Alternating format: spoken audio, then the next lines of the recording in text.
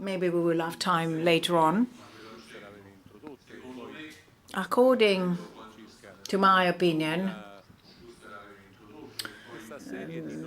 Alexander Schuster introduced a very interesting topic, but this series of regulations, which seem to be a collection of stamps, the European regulations on known discrimination, being as they are, and in the absence of a general ruling, general regulations on the prohibition and banning of any type of discrimination, and as Alexander Schuster reminded,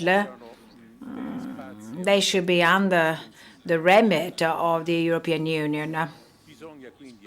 But all this body or laws doesn't give room for interpretation, so we should go case by case and reading different general directives in order to pinpoint some instruments which allow to fight against the discrimination of these new rights. But these are not new because the situations are not new, but they are long time situations. They date back to 30 or 40 years ago, and they are well rooted in the European Community law. The known discrimination in the last 20 years is complementing other regulations together with the known specific non-discrimination cases. In the Lisbon Treaty, we already have read the Article 19, which specifies the different discriminations. Then we have the directives, and then we have international laws with their limitations in their implementation. Later on, we have court of justice rulings, specifically the Maruco ruling, which is breaking somehow this critical relationship between the competence of the European Union and the family law. I don't know whether you had a possibility to read the European rights coordination and harmonization.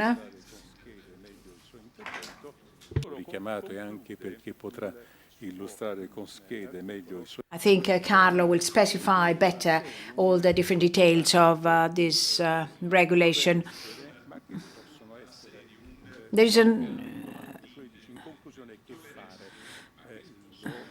is a myriad of different conclusions. So what we should do in reality, and he's referring to the different rights viability, but I think we could use it as questions to be posed to the participants in this round table. As a premise, I would like to say that we should assess the contribution of the trade unions in the realization and performing of these rights.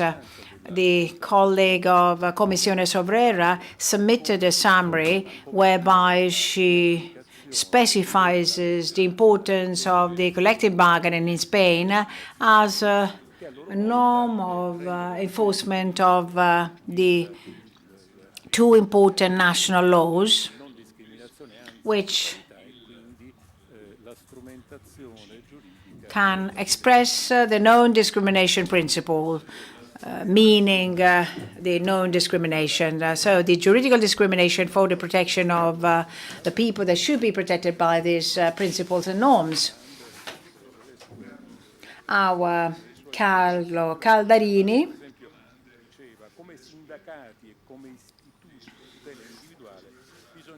in his suggestions on what should be done.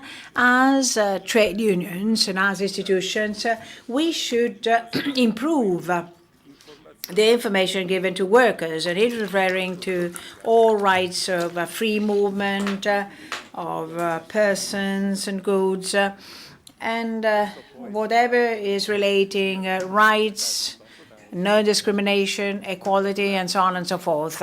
This must be done by the trade unions and the different institutions relating the trade unions, all the related associations.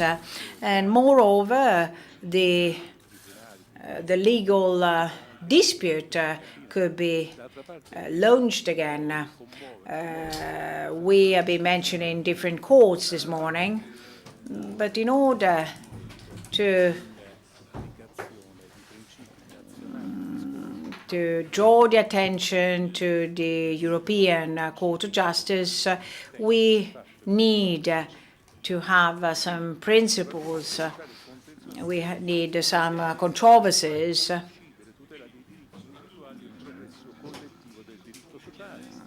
as a main way in order to have all these rights.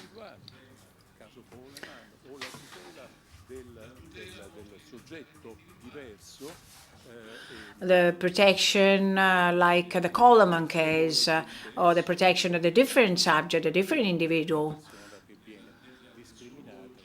in its parental role, the protection of the child, of the human being, which is discriminated as a single parent of the disabled child. European institutions should promote a recognition of the contractual European scenario in order to give some characteristics and features of the non-discriminatory rules. So the controversy, a dispute should be taken into consideration. The litigations should be taken into account. The different players of the European institutions. As for a legal framework by means of the social dialogue.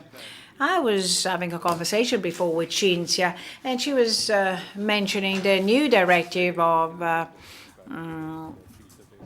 parental leaves, and the new directives envisages a series of issues which will be expressed by Cinzia. So this is the content and the relationship among the different institutions. So we should have overcome this barrier. And also the intervention of the trade unions. We know that there are some limitations. The Treaty on the Functioning of the European Union, in Article 151 and the old Article 136, we should define what are the objectives of the social directive. So we are talking about equality and fight against discriminations. And then there is an article totally devoted on the social dialogue, which doesn't specify that the social dialogue will deal with the rights and the question.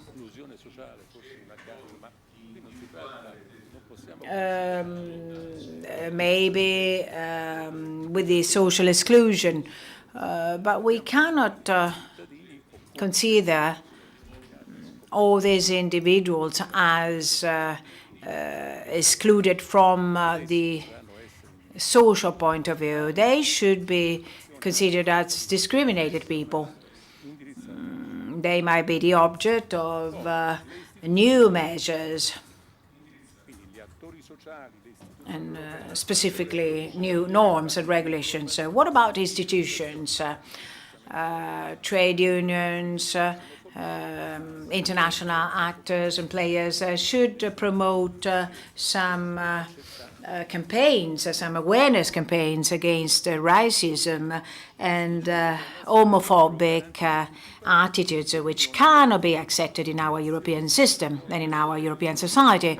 All these institutions should ensure the effective enforcement of European laws for equality of treatment and non-discrimination on the grounds of the sexual orientation. We might need to foster a single European directive ensuring the equality of rights of all citizens. Just one norm, one regulation by applying the Article 19 in view of the Article 21 of the Nice Treaty, banning any type of discrimination.